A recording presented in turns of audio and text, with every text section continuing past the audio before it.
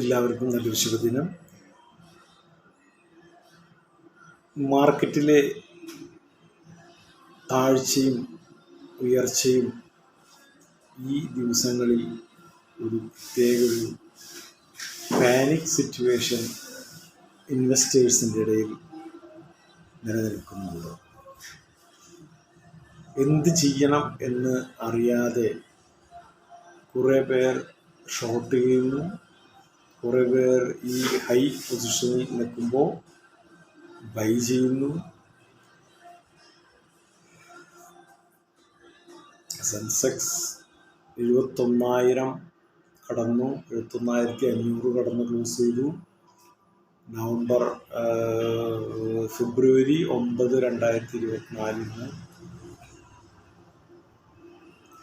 പലർക്കും മേടിച്ചിട്ടുള്ള ഹോൾഡിംഗ് ചെയ്തിട്ടുള്ള ഷെയറുകൾ വിൽക്കണോ വേണ്ടയോ എന്നുള്ള സംശയത്തിൽ. ഇത് എല്ലാവർക്കും ഒരുവിധം ഇൻവെസ്റ്റേഴ്സിനെ മനസ്സിൽ തോന്നിപ്പിച്ചിട്ടുള്ള കാര്യമാണ്. ഞാൻ വിറ്റ് കഴിഞ്ഞ് കഴിഞ്ഞാൽ എൻ്റെ കയ്യിലിപ്പോൾ ഒരു ഷെയറുണ്ട്, അത് വിറ്റ് കഴിഞ്ഞാൽ പിന്നെ അത് കയറാൻ പാടില്ല. അതൊക്കെ നമ്മുടെ മിഥ്യകളാണ്, വെറും ആഗ്രഹങ്ങൾ. ഒരു ഷെയറിൻ്റെ, ഒരു കമ്പനിയുടെ പൊട്ടൻഷ്യല് നമുക്ക് മനസ്സിലാവണമെങ്കിൽ ആ കമ്പനീനെ കുറിച്ച് നന്നായി പഠിക്കേണ്ടതുണ്ട്. പഠിക്കുക മീൻസ് അവരുടെ ബാലൻസ് ഷീറ്റുകൾ പഠിക്കണം, അവരുടെ ബിസിനസ്സിനെ കുറിച്ച് അറിഞ്ഞിരിക്കണം, അവരുടെ സെയിൽസ് എങ്ങനെ നടക്കുമെന്ന് അറിയണം, അവരുടെ ഓരോ ക്രിറ്റീരിയകളും ആഴത്തിൽ ചെന്ന് പഠിച്ചാൽ മാത്രമേ പിന്നെ അത് ഷെയർ ഹോൾഡ് ചെയ്യണോ വേണ്ടേ എന്നുള്ളത് നമുക്ക് തീരുമാനിക്കാൻ കഴിയും. ഇപ്പോൾ ഈ ദിവസങ്ങളിൽ കുറേ ഷെയറുകൾ കയറി വന്നത് ഇന്ന് നന്നായി താഴത്തേക്ക് പോയിട്ടുണ്ട്. അത് മാർക്കറ്റിൽ പ്രതിഫലിക്കാഞ്ഞത് റിലയൻസ് മൈനസ് ആവാത്തതുകൊണ്ടാണ്. റിലയൻസ് മൈനസ് ആയാലാണ് സെൻസെക്സും നിഫ്റ്റിയും താഴേക്ക് പോകുക. പിന്നെ റിലയൻസ് കഴിഞ്ഞ് കഴിഞ്ഞാൽ SBI, PNB ഇവരൊക്കെ വെയിറ്റേജ് കൂടിയതാണ്.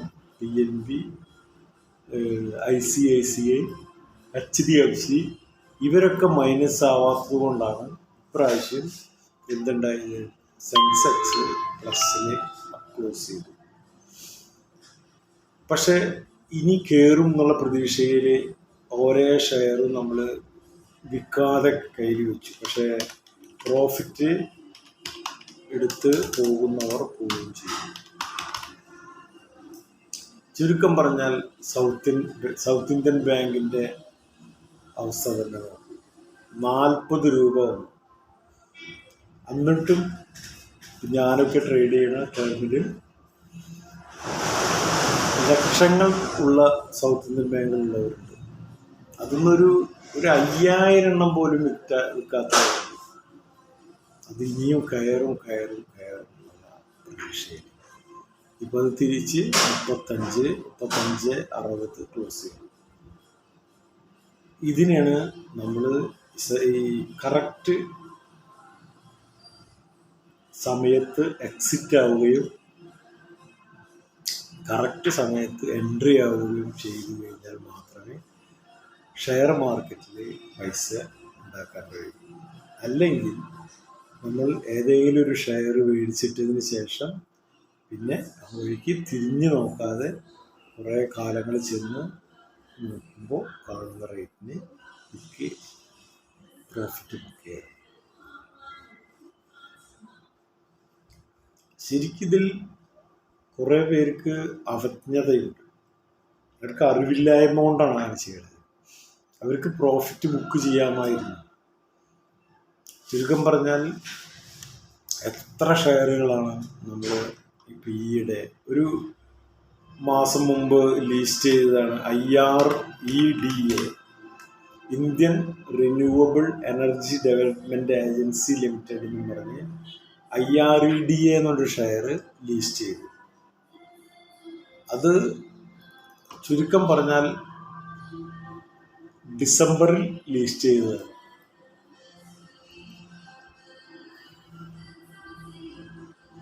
ഡിസംബർ 29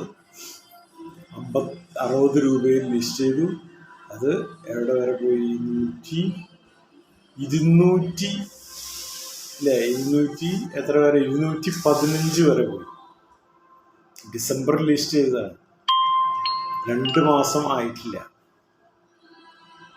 215, 150 രൂപ കയറി. 150 രൂപയ്ക്ക് മേലെ കയറി. 160, ശരിക്കും പറയുകയാണെങ്കിൽ 160 രൂപ കയറി.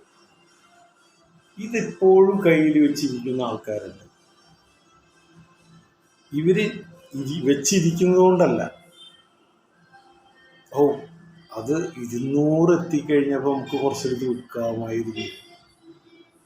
ഇപ്പോൾ അതിൻ്റെ റേറ്റ് 250. ഇന്നത്തെ ക്ലോസിങ് 179.50. അപ്പം എത്ര രൂപ കുറഞ്ഞു? 15ഉം 20ഉം 35 രൂപ താഴേക്ക് പോകും. മൊത്തം 215, 52 വീക്ക് ഹൈ. അവിടെ നിന്ന് ക്ലോസിങ് 179.55, 35 രൂപ താഴെ പോകും. അപ്പോൾ ഇത് കൂടുതലുള്ള ഷെയർ കയ്യിലുള്ളവർ പൊസിഷണൽ ട്രേഡിംഗ് ചെയ്യുകയായിരുന്നുവെങ്കിൽ ഇത് തിരിച്ചു മേടിക്കാമായിരുന്നു. അപ്പോൾ ഇതിലൊരു ചോദ്യം ഉയർന്നു വരുന്നത്, 210 കഴിഞ്ഞ് 15 എത്തിയപ്പോൾ ഞങ്ങളുടെ കയ്യിലുള്ളത് വിറ്റ് കഴിഞ്ഞാൽ പിന്നെ അത് കയറിപ്പോയി കഴിഞ്ഞാൽ പിന്നെ എൻ്റെ കയ്യിലുണ്ടാവില്ല. മനസ്സിലായ? അപ്പോൾ നമ്മൾ ഈ ഷെയർ മാർക്കറ്റിൽ എൻട്രി ചെയ്യുന്ന ഓരോരുത്തരും ശ്രദ്ധിക്കേണ്ടത്, നമ്മൾ ഓരോ ഷെയർ മേടിക്കുമ്പോൾ അതിനൊരു ലാഭം മുൻപേ കണക്ക് കൂട്ടുക. ഇപ്പോൾ IREDA എന്ന് പറയുന്ന ഷെയർ അതിൻ്റെ പൊട്ടൻഷ്യൽ അനുസരിച്ച് അത് എത്ര വരെ കയറും എന്നുള്ളത് ആർക്കും പ്രവചിക്കാൻ പറ്റില്ല. ഒരാൾക്കും പറ്റില്ല. ആ കമ്പനിയിലുള്ളവർക്ക് തീരും പറ്റില്ല. കമ്പനിയിലുള്ളവർക്ക് കുറച്ച് പേർക്ക് അതിനെക്കുറിച്ച് അറിയാം, പക്ഷേ കുറച്ച് പേർക്ക് അതിനെക്കുറിച്ച് ഒരു ഐഡിയ ഉണ്ടാവില്ല. IREDA എന്ന് പറയുന്നത് പവർ മിനിസ്ട്രിയുടെ അണ്ടറിലുള്ളതാണ്. അപ്പോൾ അതിൻ്റെ പൊട്ടൻഷ്യൽ എത്രയുണ്ടെന്ന് ആർക്കും പറയാൻ പറ്റില്ല. അതുകൊണ്ട് തന്നെ നമ്മൾ എന്ത് ചെയ്യണമെന്ന് വെച്ച് കഴിഞ്ഞാൽ, നമ്മളിപ്പോൾ ഒരു 5000 എണ്ണം കയ്യിലുള്ള ആൾ, സപ്പോസ് ഒരു 1000 എണ്ണം കയ്യിലുള്ള ആൾ, നമ്മൾ പ്രോഫിറ്റ് ഇതിപ്പോൾ അതൊരു 70 മേടിച്ചെന്നുണ്ടെങ്കിൽ 70 രൂപയ്ക്ക് ഒരു 100 എത്തിക്കഴിഞ്ഞാൽ ഒരു 25% എടുത്ത് വെക്കുക. 4 ഘട്ടങ്ങളായിട്ട് തിരിക്കുക. 1000-നെ 250, 250, 250, ഒരു 4 ഘട്ടമായിട്ട് തിരിക്കുക. ഒരു 100 എത്തിയപ്പോൾ ഒരു 250 കൊടുത്തു. 110 എത്തിയപ്പോൾ ഒരു 250 കൊടുത്തു. എന്നിട്ടും കയറി തന്നെയാണ്. 115 എത്തി. 115 എത്തിയപ്പോൾ നമ്മളൊരു 250 കൊടുത്തു, അല്ലേ? പിന്നെ അങ്ങോട്ട് കയറിയില്ല, 215 മേലെ പോയില്ല. അപ്പോൾ നമ്മുടെ 750 നമ്മൾ സെല് ചെയ്തു. അത് ഓൾറെഡി പ്രോഫിറ്റിലാണ്, അല്ലേ? ഇതൊക്കെ സിമ്പിൾ ലോജിക്കാണ്. ഇതിനൊന്നും നമ്മൾ സ്റ്റാറ്റിസ്റ്റിക്സോ അല്ലെങ്കിൽ എന്താ പറയുക, മറ്റേ ഷെയർ മാർക്കറ്റിൽ ഇൻവോൾവ് ആവുന്ന കോഴ്സുകൾ, സ്റ്റോക്ക് മാർക്കറ്റിൻ്റെ കോഴ്സുകളോ ഇതൊന്നും പഠിക്കേണ്ട ആവശ്യമില്ല. നല്ല പൊട്ടൻഷ്യലുള്ള ഷെയറാണ് മനസ്സിലായി കഴിഞ്ഞാൽ അത് മേടിച്ച് വെച്ച് നമ്മൾ ഒരു പ്രോഫിറ്റ് ബുക്ക് ചെയ്യാനുള്ള ഓരോ റേഞ്ചുകൾ നമ്മൾ മനസ്സിൽ കാണും. ഇതിൽ 2 ഓപ്ഷനാണ്. ഒന്നുകിൽ ഇതുപോലെ സ്റ്റെപ്പായിട്ട് വിൽക്കുന്ന ഓപ്ഷൻ, രണ്ടാമത്തെ നമ്മൾ ആ വഴിക്ക് തിരിഞ്ഞു നോക്കാതിരിക്കുക. അത് നമ്മുടെ കയ്യിൽ പൈസ ഉള്ളവർ, ക്യാഷ് ഇഷ്ടം പോലെ ക്യാഷ് ഉള്ളവർക്ക് അത് ചെയ്യാം. അത് കയറിപ്പോക്കോട്ടെ. നമുക്ക് പൈസയ്ക്ക് ആവശ്യം വരുമ്പോൾ നമ്മൾ ഒറ്റയടിക്ക് വിൽക്കണം, പിന്നെ അത് നോട്ടല്ല. അപ്പോൾ ഇതിൽ ഏറ്റവും സുതാര്യമായിട്ടുള്ള ഒരു സിസ്റ്റം എന്താണെന്ന് വെച്ച് കഴിഞ്ഞാൽ, നമ്മൾ ആദ്യം നല്ല പൊട്ടൻഷ്യലുള്ള ഷെയറുകൾ ആദ്യം തിരഞ്ഞ് കണ്ടുപിടിച്ച് അത് ആവറേജ് ചെയ്യാം. ഇപ്പോൾ ഇതിൻ്റെ റേറ്റ് 179. ഞാനിപ്പോൾ പർട്ടിക്കുലർ ആ ഷെയറിനെ കുറിച്ച് പറയാം. ഇതുപോലെ ഇഷ്ടം പോലെ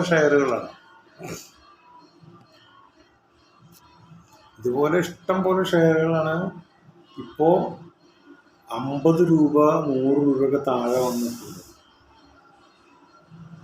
മനസ്സിലായോ? അപ്പോൾ ഇതിപ്പോൾ ചുരുക്കം പറഞ്ഞാൽ ഈ 79, 55 വന്നു. അതുപോലെ തന്നെ വീണ്ടും തിരിച്ചു മേടിക്കുന്ന റേഞ്ച്, നമ്മൾ 70, 170 മേടിച്ചിട്ടുള്ള ആൾക്ക് ഇപ്പോൾ വീണ്ടും മേടിക്കാം. 750 വിറ്റെടുക്കണ പൈസ അവിടെ എടുക്കുന്നുണ്ട് ഇല്ലേ? ഇപ്പോൾ 79, 55 വീണ്ടും ഒരു 250, അതും സ്റ്റെപ്പായിട്ട് മേടിക്കും. ഇതുപോലെ തന്നെ ഇപ്പം അടുത്ത് LIC, നിങ്ങളുടെ മുന്നിൽ LIC വളരെ താന്ന് കിടക്കുണ്ടായിരുന്ന ഷെയറാണ്. എല്ലാവരും നിരാശരാക്കിയ ഒരു ഷെയറാണ്. ലിസ്റ്റ് ചെയ്തതിന് ശേഷം എന്തുണ്ടായി? അത് 500 താഴെ പോയി. എല്ലാവർക്കും ആ 900 മേലെ പിടിപ്പിച്ച് 500 താഴെ പോയി. ഈ 500 താഴെ ശരിക്കുള്ള ഇൻവെസ്റ്റേഴ്സ് മേടിച്ചു. അപ്പം ഇത്രയും ആലോചിച്ചാൽ മതി. ഈ 500 മേടിച്ച LICയുടെ ഷെയർ മേടിച്ച ഇൻവെസ്റ്റേഴ്സ് അവർക്കിത് ഡബിൾ ആയി, 1000 ആയി. അപ്പോൾ നമ്മൾ മറ്റുള്ള ഷെയർ ഹോൾഡേഴ്സ് ശ്രദ്ധിക്കേണ്ടത് 1000 രൂപയായി. അപ്പോൾ ഈ 500 ഡബിളായവർ വിൽക്കാൻ റെഡി ആയിട്ടുണ്ടാവും. അതുതന്നെയാണ് സംഭവിച്ചത്. ഒക്കെ വിറ്റ് കാശാക്കി. താഴെ മേടിച്ചവരൊക്കെ ഇത് വീണ്ടും താഴെ വരും. ഇത് 1080 ഇന്ന് ക്ലോസിങ് 1080. ഏതുവരെ ലെവലിൽ പോയി? 1175. ഇപ്പം അതൊരു 500 ഒരാളായിരിക്കാം. ഈ 500 ആള് ഇത് 1000 മേലെ പോയ സമയത്ത് ഓരോ സ്റ്റെപ്പ് ഒരു 100 വിൽക്കുകയായിരുന്നെങ്കിൽ, ഇപ്പം 1000 മേലെ പോയി, 1000 ഒരു 100 സെല് ചെയ്തു. ഒരു 1025 എത്തിയപ്പോൾ ഒരു 100 സെല് ചെയ്തു. 1050 ഒരു 100 സെല് ചെയ്തു. 1075 ഒരു 100 സെല് ചെയ്തു. ഇനി 100 ഓടിയുണ്ട്. 1100 ആള് 100 സെല് ചെയ്തു. അപ്പോൾ അങ്ങനെ ചുരുക്കം പറഞ്ഞാൽ ഒരു ആവറേജ് ഒരു 1050 ആള് 500 സെല് ചെയ്തു. കാരണം മുകളിലേക്ക് കയറിപ്പോയി 1175. ചുരുക്കം പറഞ്ഞാൽ 75 രൂപ കയറിപ്പോയി. ഇപ്പൊ നോക്കുക അവസ്ഥ. ഇപ്പൊ അവർക്ക് തിരിച്ച് അത് 1080 ആയി. അപ്പോൾ ഒരു 25 തിരിച്ചു മേടിക്കാം, അല്ല ഒരു 100 തിരിച്ചു മേടിക്കാം. ഇനി അത് ഇതുപോലെ തന്നെ 1000 എത്തുമ്പോൾ ഒരു 100 തിരിച്ചു മേടിക്കാം. വീണ്ടും 950 അല്ലെങ്കിൽ 900 വരുമ്പോൾ തിരിച്ചു മേടിക്കുക. എന്തായാലും ഷെയർ മാർക്കറ്റിൽ ഇതുപോലെ പ്രോഫിറ്റ് ബുക്ക് ചെയ്തില്ലെങ്കിൽ ഷെയർ മാർക്കറ്റിൽ ഒരു ചാഞ്ചാട്ടം ഉണ്ടാവില്ല, അല്ലേ? നമ്മൾ ഒരു ഷെയർ മേടിക്കാൻ ആളുണ്ട്, വിൽക്കാൻ ആളില്ല. അപ്പം എന്തുണ്ടാവും? വിൽക്കാളില്ലെങ്കിൽ പ്രോഫിറ്റ് ബുക്ക് ചെയ്യാൻ പറ്റില്ല. വിൽക്കാൻ ആളുണ്ടാവണം, മേടിക്കാൻ ആളുണ്ടാവണം. ഇങ്ങനെ വെറുതെ കെടുന്നിട്ട് കാര്യമില്ലല്ലോ. വിൽക്കാൻ ആളില്ല, ഇങ്ങനെ കെടുക്കുക. വാങ്ങാൻ ആളുണ്ട്, വിൽക്കാൻ ആളില്ല. അപ്പോൾ ഇതിലേക്ക് നോക്കേണ്ടത് ഷെയർ മാർക്കറ്റ് നല്ലൊരു സോഴ്സ് ഓഫ് ഇൻകം ആണ്. പക്ഷെ അതിന് നമ്മൾ കുറച്ച് കുറച്ച് വിജിലൻ്റ് ആയിരുന്ന് ലാഭം എടുക്കണം. തിരഞ്ഞെടുക്കുന്ന ഷെയറുകൾ ആദ്യം നല്ല പൊട്ടൻഷ്യലുള്ള ഷെയറുകളായിരിക്കണം. അതുപോലെ തന്നെ നല്ല വോളിയമുള്ള ഷെയർ ആയിരിക്കണം. ഈ വോളിയം ഉള്ള ഷെയറിനെ കുറിച്ച് ഞാൻ ഇനി അടുത്ത എൻ്റെ വീഡിയോയിൽ ഞാൻ പറയാം. വോളിയം ഇല്ലാത്ത ഷെയറുകൾ മേടിച്ച് കഴിഞ്ഞാൽ അതിനെ പറയാം പെന്നി സ്റ്റോക്കുകളാണ്. 1 രൂപ, 2 രൂപ, 5 രൂപ, 75 പൈസ, 50 പൈസ ഒക്കെ ഷെയറുകൾ ഇവിടെ. ഇതൊക്കെ മേടിച്ച് ഇടുമ്പോൾ ഉള്ള ബുദ്ധിമുട്ടുകൾ അടുത്ത എൻ്റെ ക്ലാസ്സിൽ ഇതുപോലത്തെ അടുത്ത വീഡിയോയിൽ ഉണ്ടാവും. എൻ്റെ വീഡിയോ ഇഷ്ടപ്പെട്ടാൽ ലൈക്ക് ചെയ്യുക, സബ്സ്ക്രൈബ് ചെയ്യുക. ഇതുപോലെ വീണ്ടും ഷെയർ മാർക്കറ്റിൻ്റെ ഒരു കുറച്ച് എക്സ്പീരിയൻസ് ഹോൾഡർ എന്ന നിലയ്ക്ക്, അതുപോലെ തന്നെ സർട്ടിഫൈഡ് ഹോൾഡർ എന്ന നിലയ്ക്ക്, സർട്ടിഫിക്കറ്റ് ഇല്ലാത്തവർക്കൊന്നും, സർട്ടിഫിക്കറ്റ് ഇല്ലാത്തവർക്കൊന്നും ഇതുപോലെ വീഡിയോ എടുത്ത് ഇടാൻ പാടില്ല. ഇതിലൊരു അങ്ങനെ നമ്മൾ ഓരോ വീഡിയോകൾ ഇപ്പോൾ യൂട്യൂബിൽ കാണുന്നുണ്ട്. നമ്മൾ ഇപ്പം ഞാൻ അതാക്കി തരാം, ഇപ്പം ഡബിളാക്കി തരാം, ട്രിപ്പിളാക്കി തരാം. എൻ്റെ ചാനൽ സബ്സ്ക്രൈബ് ചെയ്യുക. അപ്പോൾ അങ്ങനെ ചെയ്തു കഴിഞ്ഞാൽ ഞാൻ അതിൽ ഓരോ ടിപ്പുകൾ പറഞ്ഞു തരും. അതൊക്കെ ഫ്രോഡാണ്. എൻ്റെ ഈ വീഡിയോയിൽ ആധികാരികമായിട്ട് കുറേ കാര്യങ്ങൾ മാത്രമേ ഈ വീഡിയോയിൽ ഉണ്ടാവും. നിങ്ങളെ ഒരു ഇൻവെസ്റ്റേഴ്സിനെയും ചതിപ്പിക്കാൻ വേണ്ടി ഒരു ഓഫറും ഈ വീഡിയോ വഴി തരില്ല. അതുപോലെ തന്നെ നമ്മൾ ബയ്യിങ് പറയുന്ന ഷെയറുകൾ, ഞാൻ പറയുന്ന ഷെയറുകൾ ഒരു ആധികാരികതയുള്ളതായിരിക്കും, ഫ്രോഡായിരിക്കില്ല, പെന്നി സ്റ്റോക്കുകളായിരിക്കില്ല, നല്ല എ ഗ്രൂപ്പ് ഷെയറുകൾ എന്നായിരിക്കും ഞാൻ പറയുന്നത്.